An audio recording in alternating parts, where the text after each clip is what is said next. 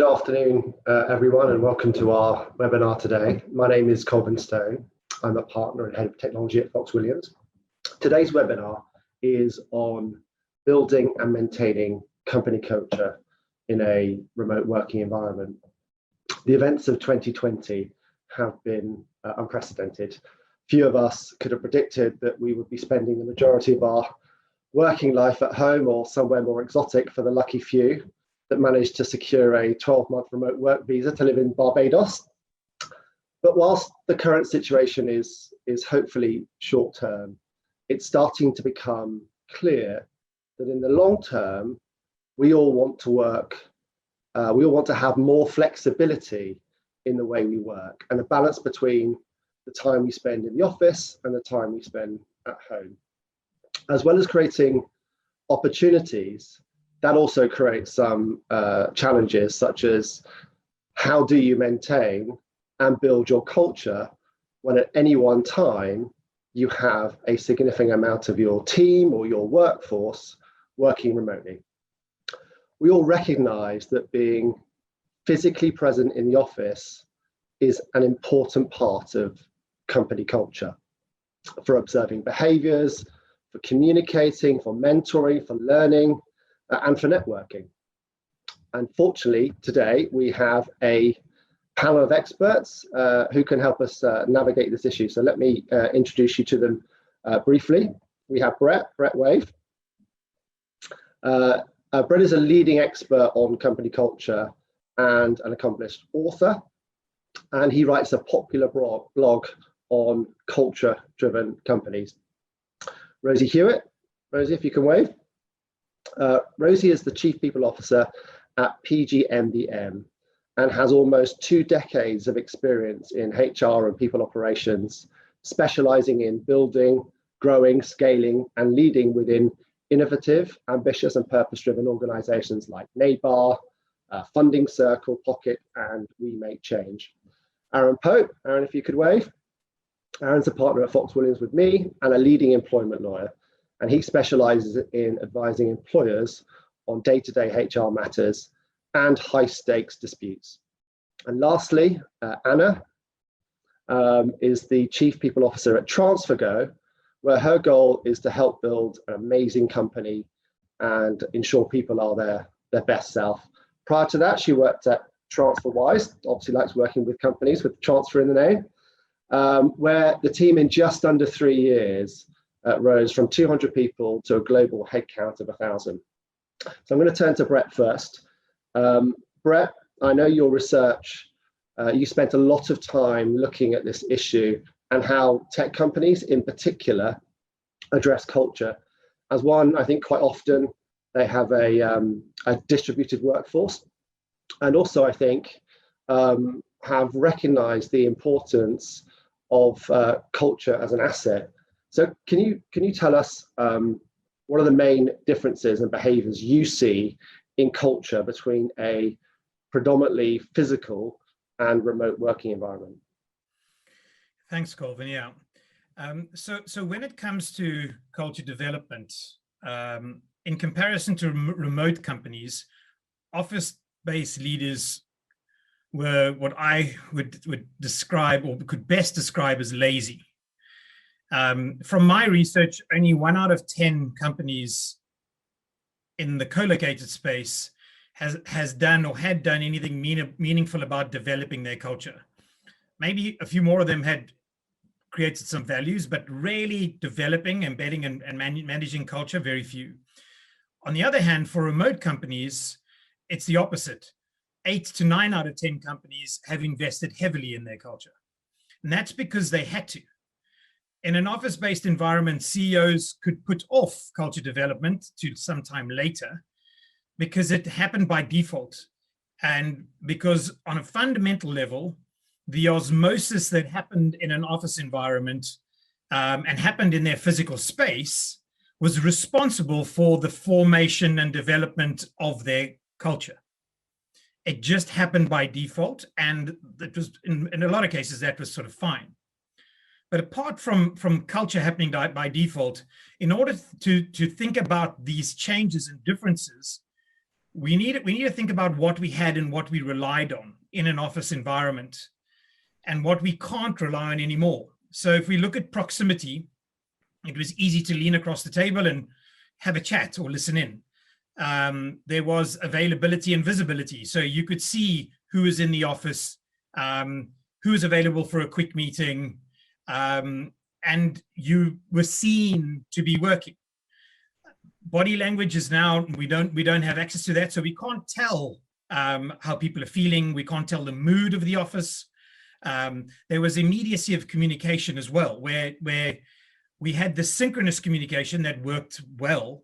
But now if you apply synchronous communication to a remote environment, it doesn't work well, because remote companies are generally focused on being asynchronous, so communicating in a non-requirement around availability and presence.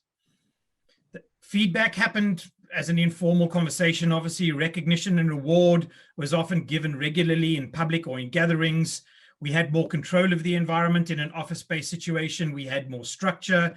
The banter, the chat, the camaraderie just happened, and a lot of people thrived in it. The social events were easy to organize and were real. And, you know, we had all of these things, and now we're being forced into the situation where those aren't happening. So the fundamental differences I see are based around being forced, remote work companies being forced to act on this because they didn't have it, and office-based environments, leaders being lazy about it because they did. And that really is the fundamental issue of having now to transition, whether we're transitioning to remote or whether we're going to transition to hybrid. We still have to make significant changes in how our culture is delivered and how our culture is embedded because of these changes. And I think one of the issues I'm seeing is that people are hoping that we're going to go back to the way it was. And I'm afraid we're not. It's not going to be the same. Yes, you may go into the office for a couple of days a week, but people will always be remote now in most businesses. So from my side, it's really around this realization that remote companies did that because they had to, and now we have to as well, and we have to adapt to that.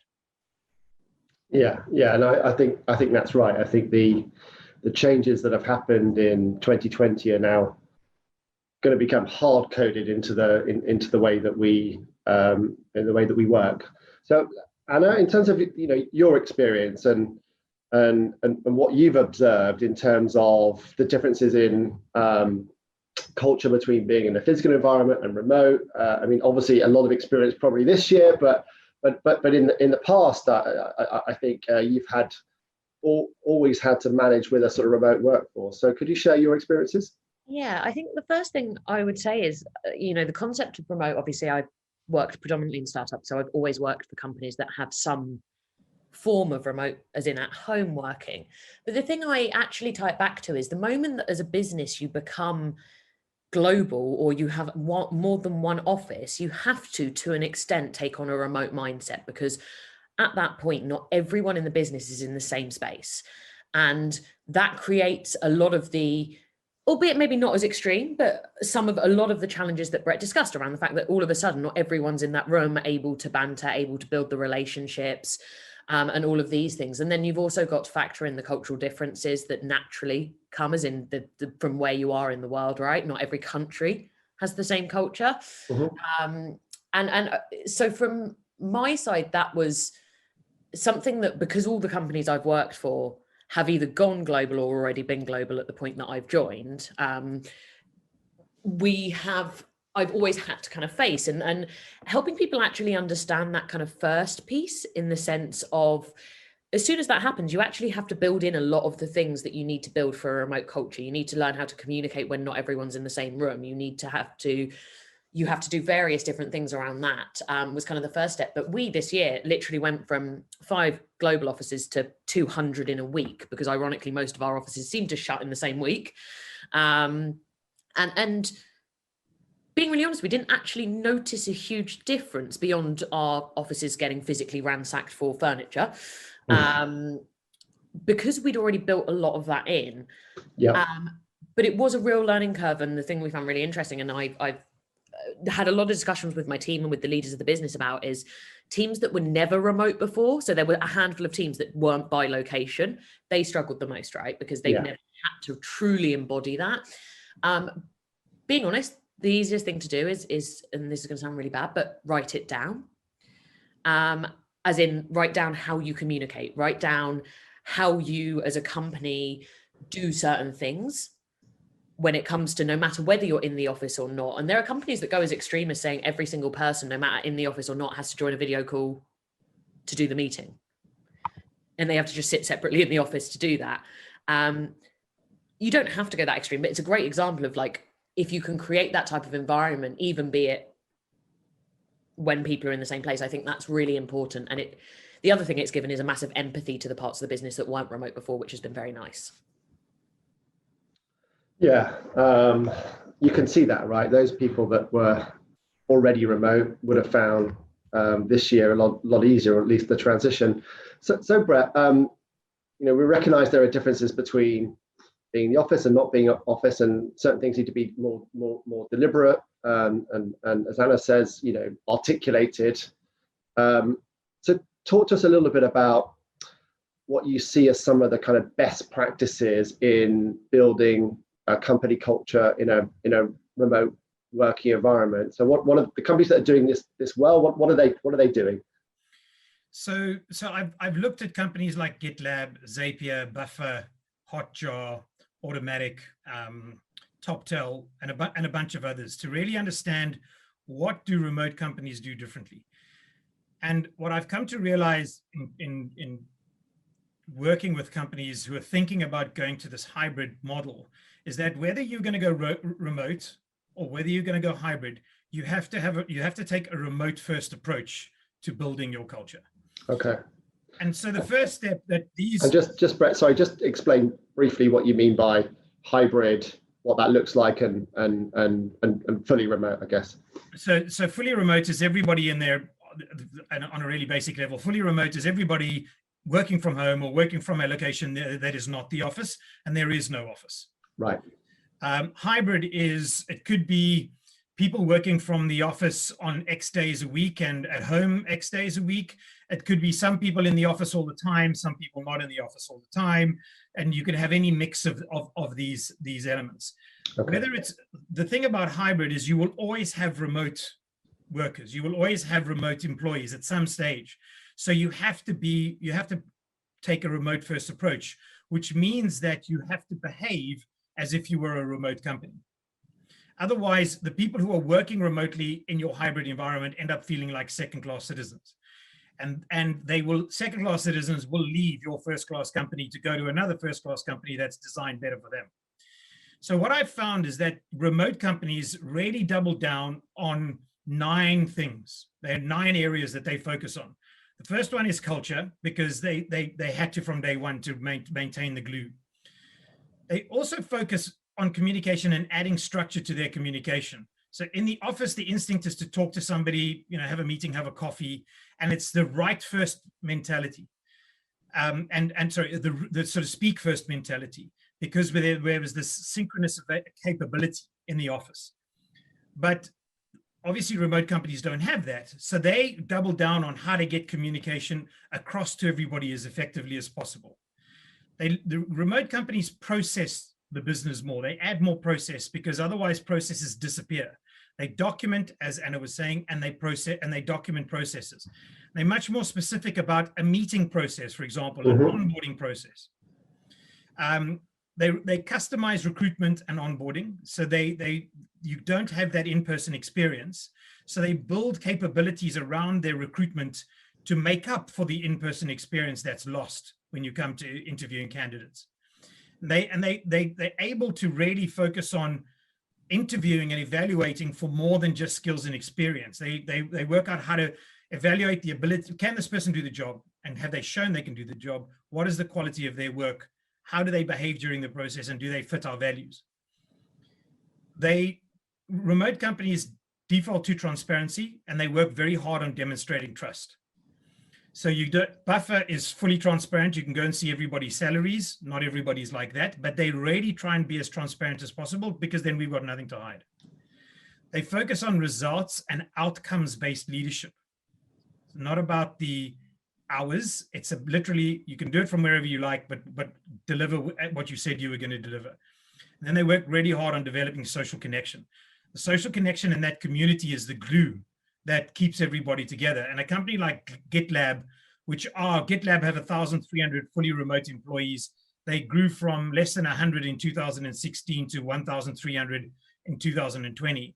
And they do talent shows, virtual home tours, coffee chats, team social calls, show and tell, DJ rooms, and it's a real, they focus really hard on it. As Anna mentioned, you got to write it down. So documentation is seen as a core skill in these organizations, and they document really hard.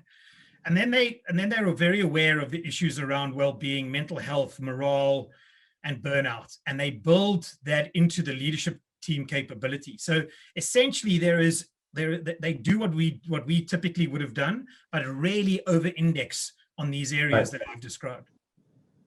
Are there any tools that you see these companies using, whether it be to help with communication or collaboration? I see Slack in particular comes up quite a bit. Are there any sort of tools that these companies use that over and over again that you would perhaps kind of recommend people looking at? Yeah, so I'm seeing tech companies use Notion a lot. Tech companies use Jira on the technical side, and Confluence from Atlassian for more project management stuff. There are different tools that allow you to randomly set up a coffee meeting with somebody. There's one that it's literally it's escaped my head now. Anna, can you remember the name, or Rosie? But anyway, it'll come to me. But essentially, they're using the typical tools, but essentially they've divided into synchronous communication is meetings and telephone calls. We don't do that anymore. Mm-hmm. Semi-synchronous communication is using forums and Google Docs and different types of Trello and Asana to project manage, which is where a lot of the documentation a lot of the work happens in a semi-synchronous or asynchronous communication. And then there's a lot happening around the areas around building company manuals, company documentations, wikis, and that sort of thing. So there's a whole new stack of new technologies that are coming out for this type of communication technology. So helpfully, our audience have mentioned Donut, something that does sort of virtual random connections. And apparently Slack also has an option to have a bot arranging virtual coffee meetings. So thanks to the audience members for highlighting those. And I should say, if you do have any questions, feel free to use the chat functionality to pose those, and I'll try and weave them into the conversation as we go, and also allow some time at the end. So Rosie, just coming to you and looking at what you kind of see as the the sort of best practices in sort of building a company culture, but particularly bearing in mind the sort of remote environment that we might move to, or the hybrid environment, as Brett called it. Well, I've probably spent the last decade working in hybrid environments, and not realizing that we were all sort of preparing for a situation like this, so the transition wasn't too painful. I think it was it has much more challenges if you have regulators to worry about, which of course at the time the pandemic hit, I was getting ready to exit Pocket, who for financially regulated business, and of course we had bigger concerns at that point in terms of what can we do remotely that would still keep the FCA happy, to make sure that we weren't breaking any rules, etc. So the focus actually went more on trying to make sure that whatever we were trying to implement, alongside looking after the team, alongside trying to maintain the culture that we'd spent time building, that we were also keeping regulators happy with who we're doing, because of course nobody was expecting anything like this.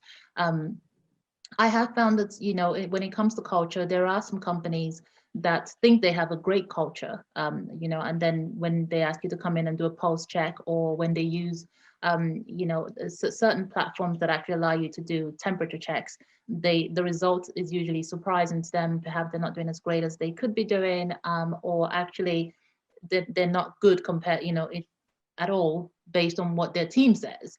And there's a lot of work that needs to go into that. I find that when it comes to building culture, and especially when you're transitioning, the one thing to do, is listen. Mm-hmm. Your team typically will tell you when they're not happy. The question is, are you hearing them?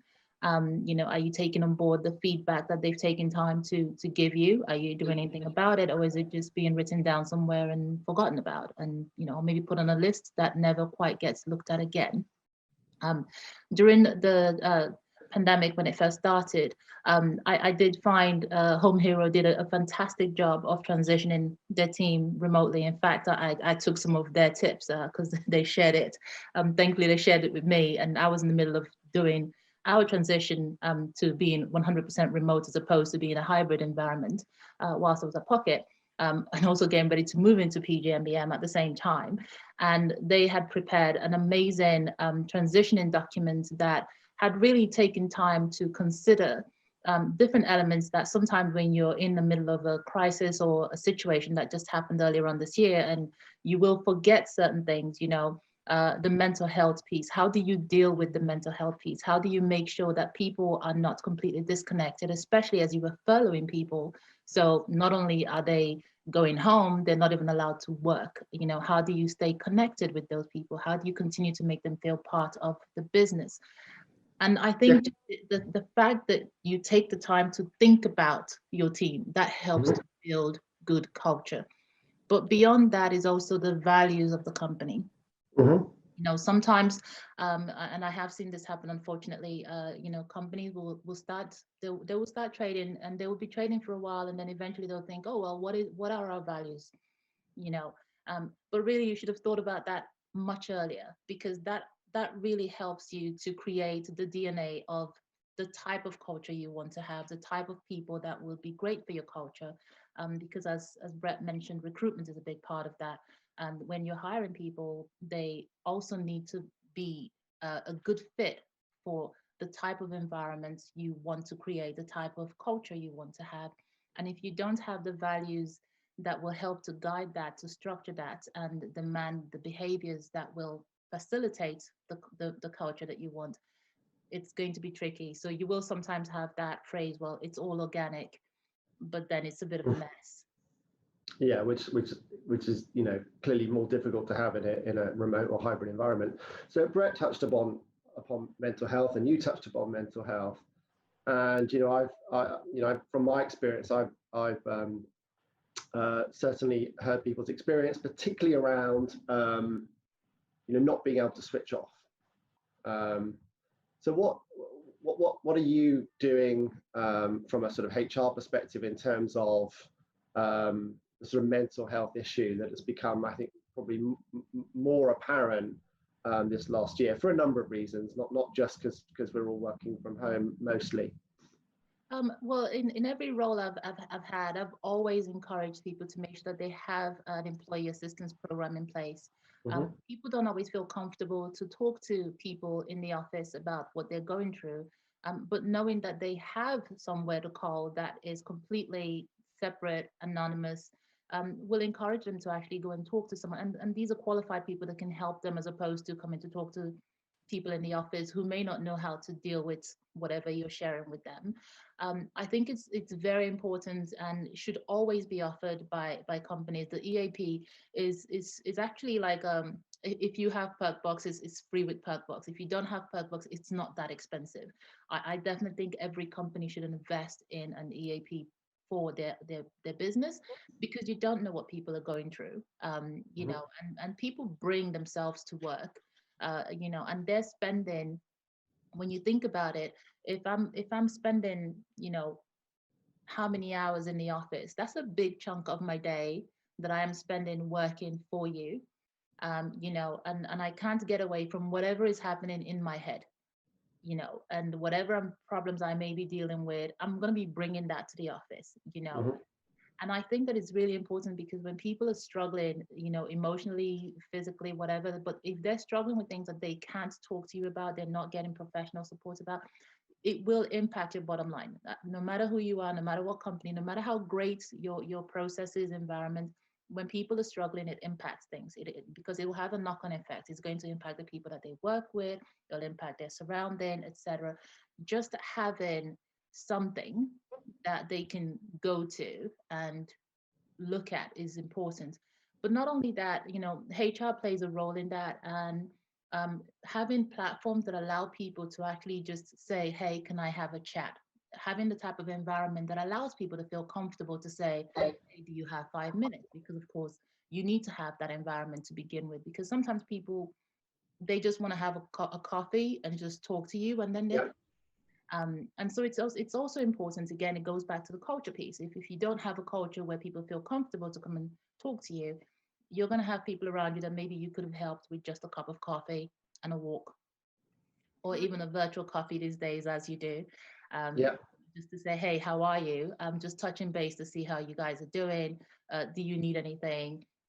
I sometimes send random how are yous to people. It's just a simple question, but you'll be amazed how many times people will say, I can't remember the last time anybody asked me that.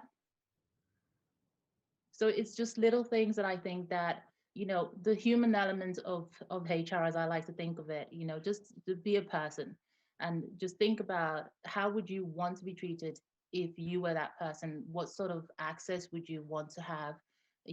I would like to be in a position where if I was dealing with someone like me, I'd want to be comfortable to come say to them, hey, do you have 5 minutes? Can we just talk? And if it's something that I can't help you with, then I want to be able to say, we have this benefit that you could access to deal with so and so, or here are a list of suggestions that you could look at that might be able to help you further. And of course, I'm always here to talk.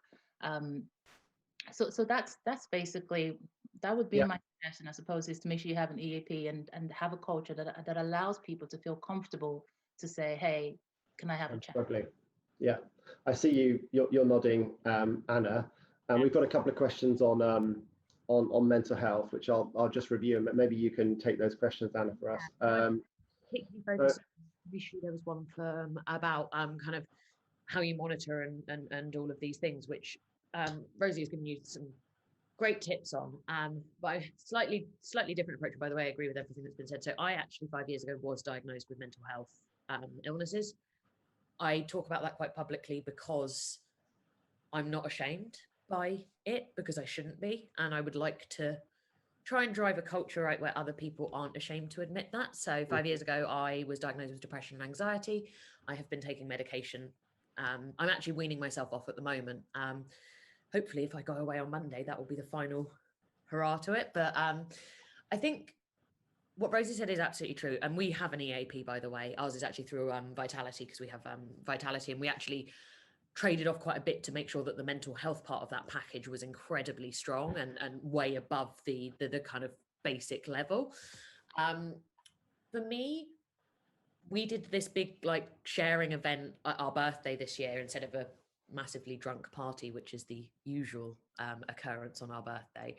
And I talked a lot about mental health, but focusing on tips and tricks and great places to look at is Mind, the UK charity. Obviously, they have a lot of documentation on things like even basic things like mental health, as bad as some mental health assessments, but how can we as an employer support people going through this, and literally creating action plans with your employee and how to handle this. Another thing we did was we do a lot of anonymous surveys. So we have Culture Amp. Personally prefer Peakon, sorry for the plug there, but if you're looking at those, my personal opinion, but it's our way of kind of anonymously giving people that chance to touch base. And I do think anonymity in those circumstances can be quite useful, as much as I personally am very pro non-anonymity where possible. I think when it comes to certain things, it's appreciated. And we've also done a lot of general kind of catch-ups with the team about topics that maybe aren't directly linked to mental health, but we've often led them down that conversation in regards to kind of helping us understand where's the mindset of the teams. And we've pulled together a lot of stuff for the leadership team to keep them informed on how the teams are feeling, things that we're doing well and badly. But that for me, and with regards to a lot of remote working, mental health, every element included, I think it's just being very clear what support there is, how you can access it, but also what's the expectation as an employee that you should have as your employer, because a lot of employers don't ever think about that part of like, as an employee, what do I need from you? And as Rosie said, put yourself in that person's shoes and think, I want, if people do have mental health issues or are just having a bad time, I want to know that they can come to me, to anyone in the team, but it's making sure that they know that and they know who and how and all of those things.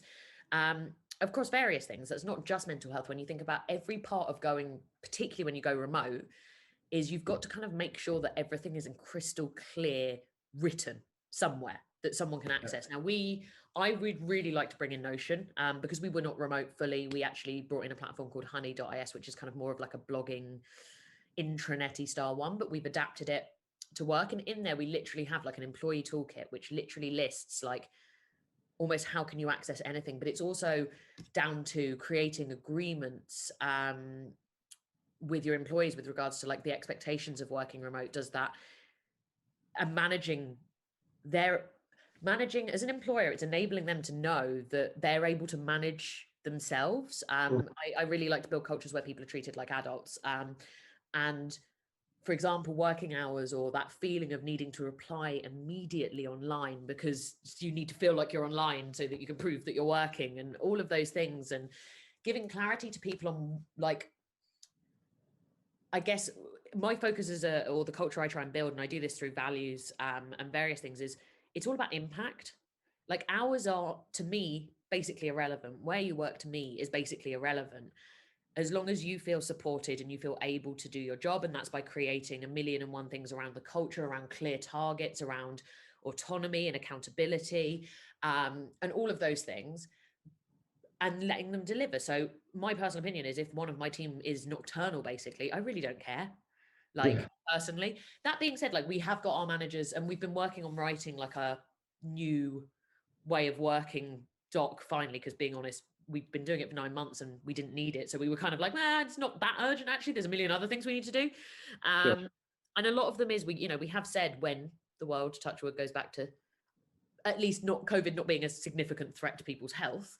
Managers can say like, I would like to say once a month we all come in, or, once a month we all do this.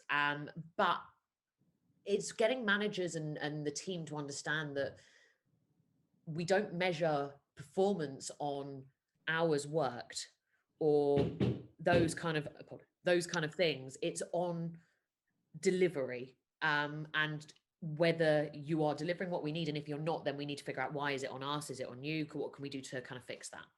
No, understand. So Aaron, I'm going to come to you, and Anna's outlined a little bit about why it's important to have a culture, but what are the implications of not having a good culture? And I mean, I think you'll focus more on the legal risk, but what do you see as the implications of not having a good culture? Yeah, well, first of all, I'm glad to see it doesn't interest Anna because the culture's so good there. She's able to disappear for this bit. But we're seeing various legal and regulatory issues, which I think are arising because of two issues. One is that, as Rosie touched on, people aren't bumping into HR, they're not bumping into compliance in the office. And secondly, because people don't have that touch point, that physical connection with their workplace, they're perhaps a bit less loyal, perhaps allowing issues to fester a bit more. And so what we're seeing is a rise in discrimination issues. We're seeing perhaps people wouldn't stand around the water cooler having laddish, misogynistic conversations, but maybe they're doing that in group chat. We're seeing issues with bullying and perhaps aggressive management, where people would be much more measured when they're giving feedback face to face, but perhaps if they're sending off an angry email or they're under pressure, we're seeing much more of that kind of issues. We're also seeing an increase in the rise of people not speaking up. There seems to be a bit of a fear of people speaking up and raising issues, which probably normally in the workplace wouldn't be such a problem. But when people are at home and they don't know who to go to, or perhaps they don't want to bother their colleagues if they've got an issue, they're just not raising them. And so what that means is that when issues do come up, you're seeing people perhaps explode a bit more, or complaining of whistleblowing, and perhaps their employer isn't used to people raising issues, because it's all been a bit more quiet recently, and that's receiving a more negative reaction. And obviously, with whistleblowing, you're looking at uncapped compensation. With discrimination issues, as I mentioned, not only have you got uncapped compensation potentially, but you've got claims against the employer, against the individual managers, against the colleagues even. Other issues we're seeing are, Anna mentioned this, but both absenteeism and presenteeism, and neither of those are good. They create performance issues, they create mental health issues. Clients are definitely finding it more difficult to carry out performance improvement plans remotely, whereas they might have done them very easily when everyone was in the workplace. Carrying out remotely, and I haven't quite put my finger on why this is, but they're finding it much more difficult to do, and that's more likely to lead to a dispute. I think the final thing I'm seeing a significant increase in during lockdown and during this increase in remote working is misuse and theft of confidential information. There's been such a big spike in this recently. Lots of our clients and matters that we work on have encountered these issues. And I'm sure that this is because of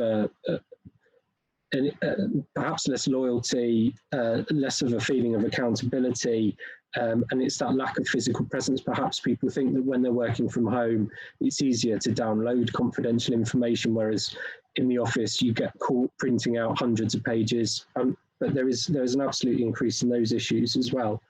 The other points to consider, I think, are the regulatory issues, because for those of you that work in financial services or in law firms, our regulators are really quite concerned about supervision and creating the right culture.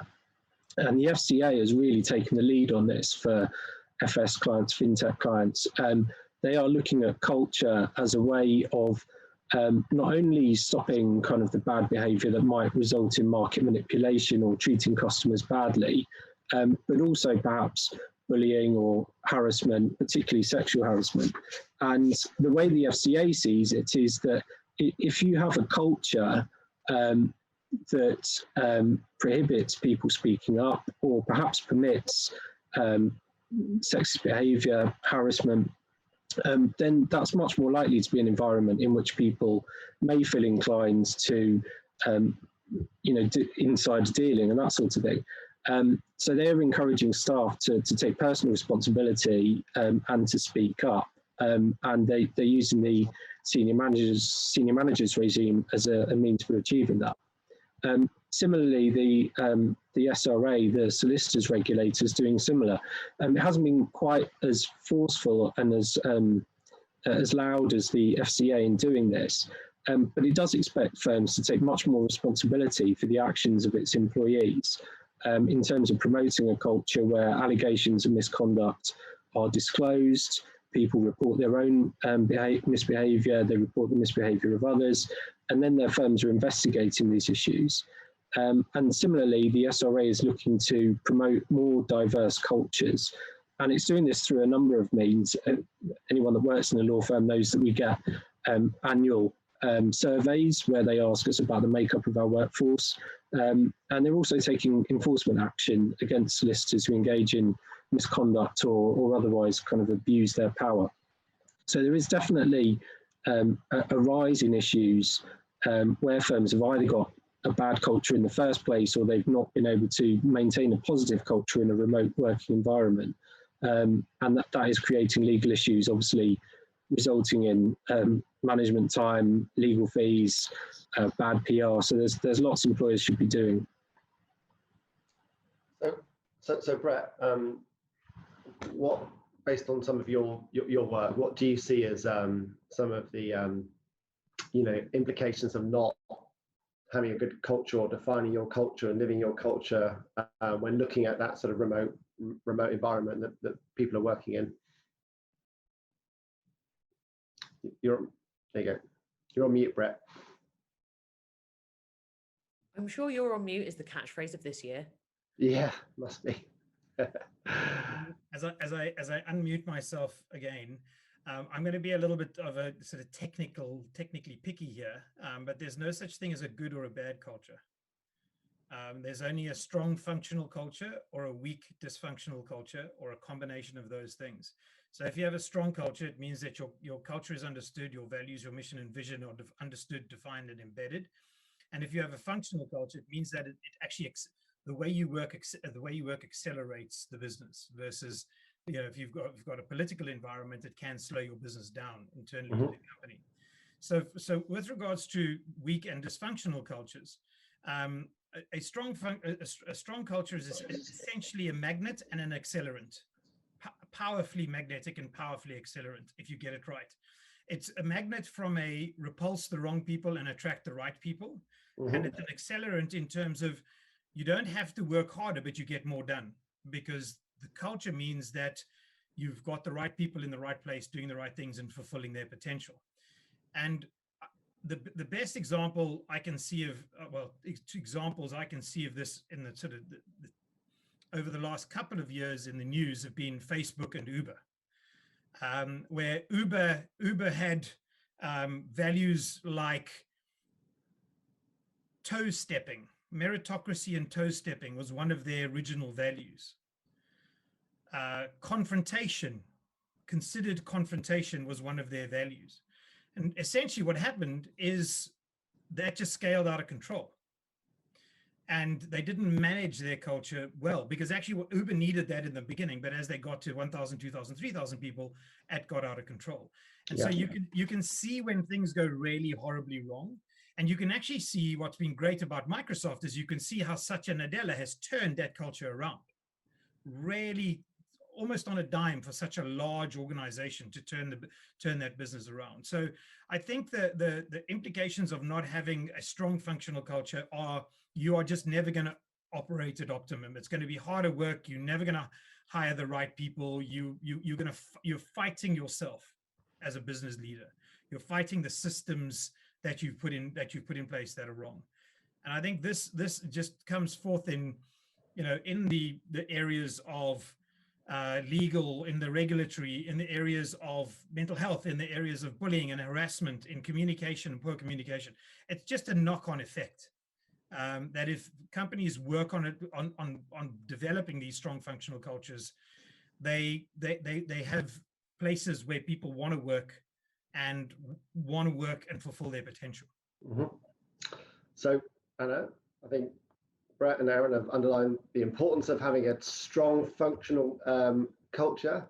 So how do you go about defining it and then really kind of embedding it in the organization? Yeah, absolutely. And to start, I'd Revolut to that list as well. But I have some fun opinions of culture. But so when one of my roles in my current job was to look at the culture, because we're actually going through a fundamental change as a business. And people say that culture has to be consistent and values have to stay the same forever and all of these things, but actually they don't. But if you're going to change them, you have to do it in the right way. And so we took, with Brett's help, that's why he will nod a lot during this, but we took quite a methodical process in how to do it. So being honest, I didn't even know that we had values when I joined. I mean, that gives you a perspective of like how dysfunctional that was as a thing, let alone the fact that the business was really trying to change from, perfectionist to hackier startup mentality of iterating more and learning as you go and all of those things, which is a fundamental difference in thinking and working. So we got a group of people together because we, at the time we were about 140, which is too many people to sit in a room and do values exercises with, unfortunately. We did do surveys across the entire business, but then we also got the teams to nominate the personal people that they felt would be most fair to take part of the kind of major culture ambassadors, we ended up calling them, and we still have them. Yeah. to take part in the actual process of redefining the values and the behaviors. That group was representative per department in the sense of like the numbers of people. It was also very different lengths of tenure. There was a lot of one of our oldest employees, or a couple of our oldest employees was in there, and a couple of others. And then we got asked this, and this was a really interesting question that Brett asked me, and I don't know if he knew how interesting it was to me, but do you want your CEO to join? The answer was yes, because if you are building anything to do with the values and the culture, if the CEO isn't involved and doesn't believe and embody them, it's a completely useless exercise, because you have to lead by example as a leadership team in these things. And actually, it was one of the best decisions I've ever made in regards to involving him in the actual squad teams and the exercises that we did. And the reason behind that was it gave a lot of those people the chance to see that Demantas, our founder, actually knew that the culture wasn't where it needed to be, in a great environment for them to see that and to be able to see his feedback, which I think they'd never quite seen that before. I think he thought the company was perfect and we didn't need to do any of this. And that was a really powerful tool to have actually. So we ran through loads of exercise to basically the standard ones. And, it's a little bit old now, but the Netflix deck does, and Brett's books, I'll give a plug, do explain this quite well, but it's understanding what you're not, understanding where you are today, and understanding where you want to be. That's the 3 core pillars of kind of building it out for me. And not, by the way, is never want to be, like as in, so you can course correct if you ever start veering towards those. And after a couple of months of work and lots of thinking and lots of whiteboards, we came up with 5 values and behaviors. And then a lot of companies go, cool, right, let's, these are our values, let's go. The last year has pretty much been, and ironically, obviously, to add in the fact that we went remote about a month after all of this, is that's not enough. You have to build it into everything that you do as a company. And, the first 5 months, you do feel like you're kind of ramming it down people's throats a little bit in kind of every form, but that's the reality, because that's a learning experience for everyone to understand it. So like, what do the values mean? And the behaviors so the values are what we want, and the behaviors are ways of people actually understanding what that means in practice. So how do you make decisions, or how do you act in certain situations? And with that, it was Demantas had to do a number of things about it. I had to do a number of things. My team came up with loads of initiatives. We worked with a lot of managers. We looked at almost every company process that we had and kind of figured out, how do we make sure it includes the values, but not just includes them, but lives them. And it meant rebuilding some parts of what we did, rebuilding onboarding. As Brett said, when you go remote, it's the same process to an extent. You've got to rebuild everything to make sure it embodies the things that matter. One of the major ones that we did, though, and this was really interesting because it came out of a company survey that we did, and this was mid-COVID. So this was back in, I think it was like August, we got the results. We'd postponed doing it mostly for financial reasons, because at the time our board wanted us to make a decision that we didn't particularly want to make. So we had to fight pretty hard to not fire some of our staff, and therefore doing anything that was going to cost a significant amount on the salary line was probably not going to be something our board was going to support. But it turned out the company needed it. And that was what traditional organizations call a progression framework. What I'm not allowed to call a progression framework, because I work for startups, and I call a DNA. And it comes back to what a lot of people have said, is the things that culture for me is fundamentally a DNA of a company that enables you to understand what is expected from a actions standpoint. It doesn't tell you what skills you need to do your job, like on a granular level, being good at Excel or whatever, but it tells you how you want, like the mindset. And the other thing is, I'd like to say, great cultures can make you significantly better and bring out skills that you had no idea you had, but that were sitting within you. But the thing it can't do is change someone fundamentally. So you either fit a culture or you don't, and it's okay to be one of those two. As Brett mentioned, that kind of selecting in and selecting out piece, so important, because companies, being the best company in the world, is the best company for the right people. And so what I did when I built our framework was, initially I stepped back and looked at a lot of the value stuff we've done. We've kept our culture ambassadors. We've actually just changed them. We've done a new revote to kind of mix it up, and obviously these guys. And what do they do? Your culture ambassadors. How do they kind of help you embed your culture? So you've defined your values, and how are they part of assisting you in embedding your culture in the organization? So obviously after the definition piece, which they were all involved in the initial ones, one of the things we did was Employee of the Month. Recognition is one of those things that, particularly when you go remote as well, is like super important.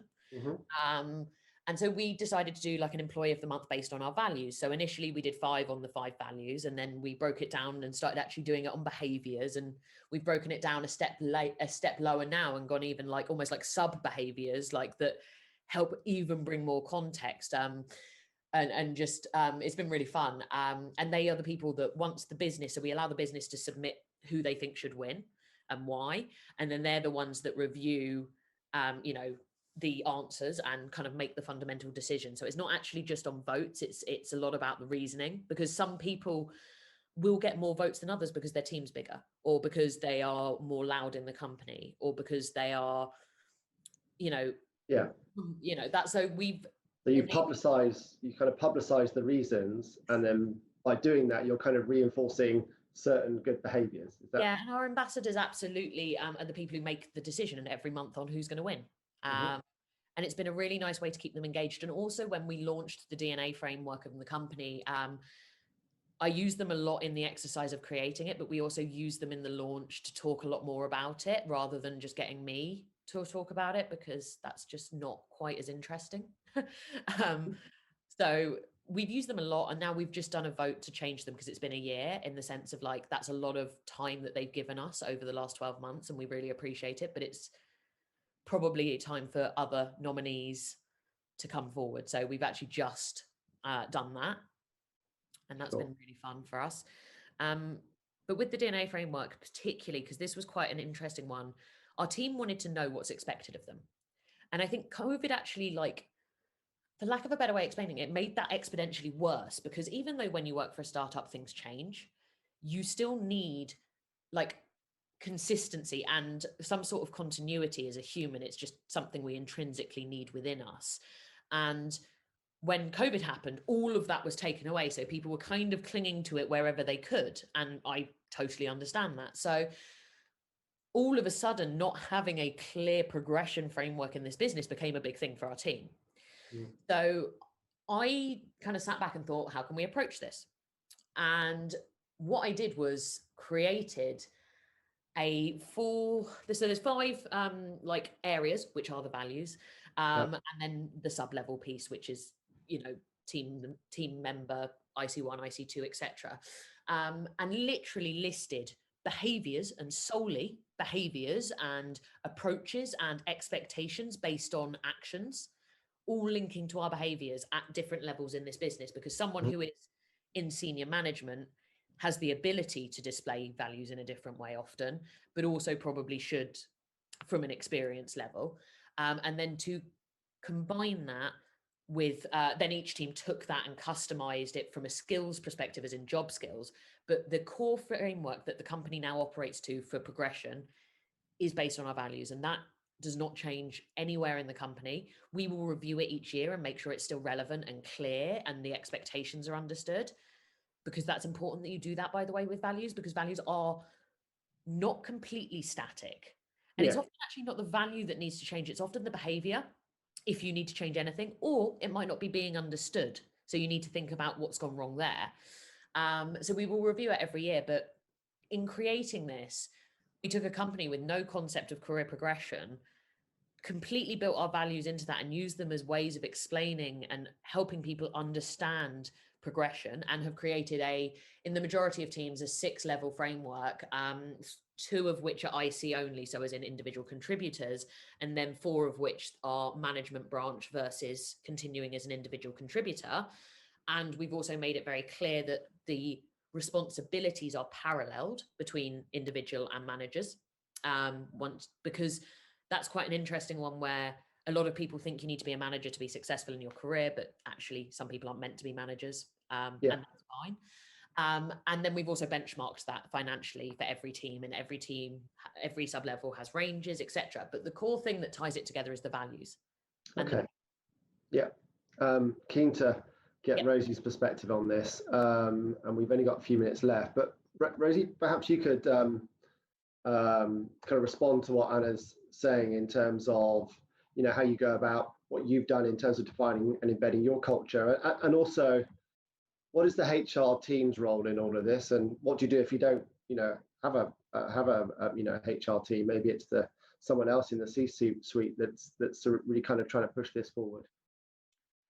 Well, I mean, I've listened to what Anna said, and I agree with most of it. I mean, obviously she's gone through a very different journey of setting up her framework and making sure that it works for her organization, and it just kind of highlights how, not one shoe fits all when it comes to culture and developing frameworks and values, etc. It's always going to come down to, what is the purpose of the business?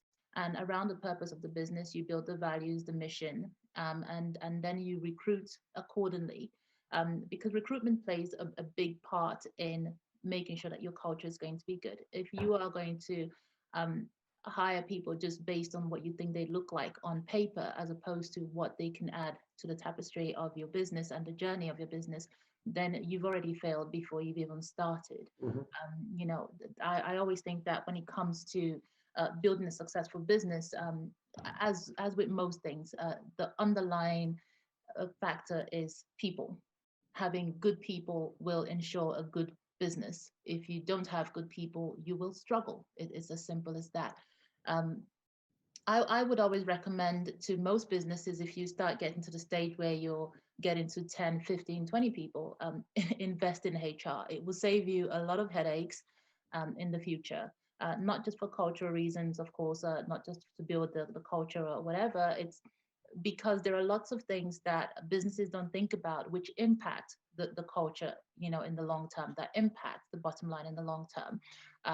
Developing, your recruitment framework, developing your values, developing your engagement strategy, developing, contractual paperwork. Obviously, having worked in the fintech space, where, I mean, some of the contracts that you have to create, you're thinking about things that haven't even occurred because the business you've created is so innovative that you don't even know where to start to protect your IP.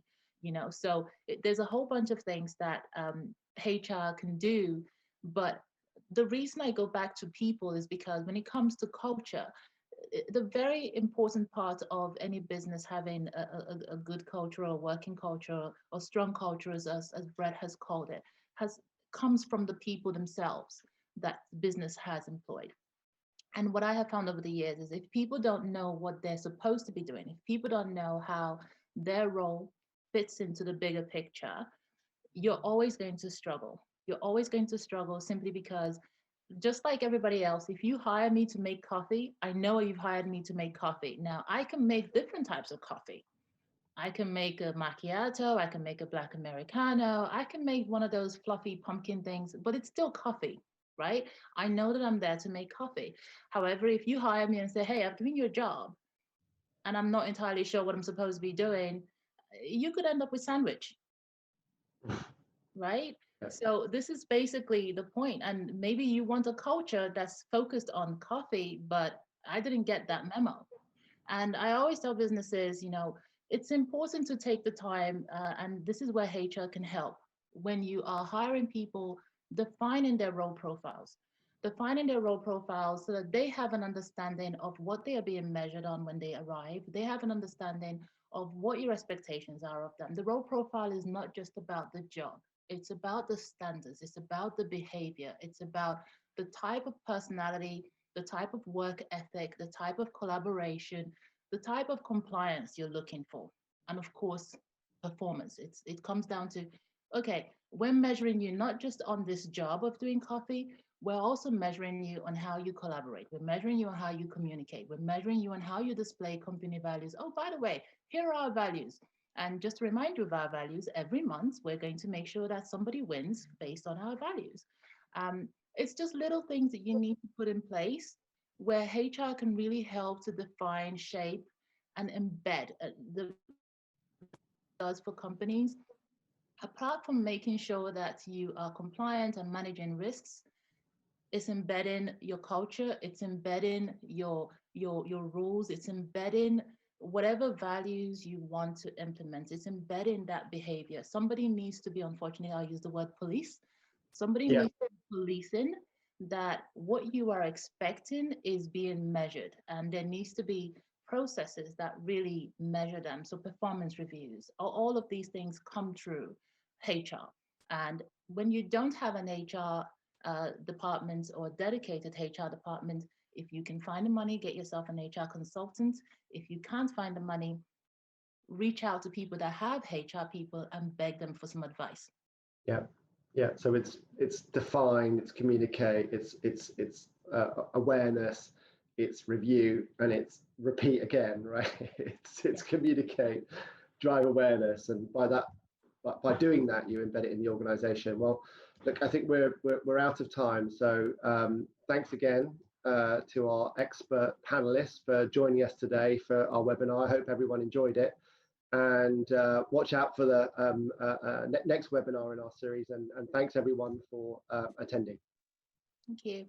Thanks.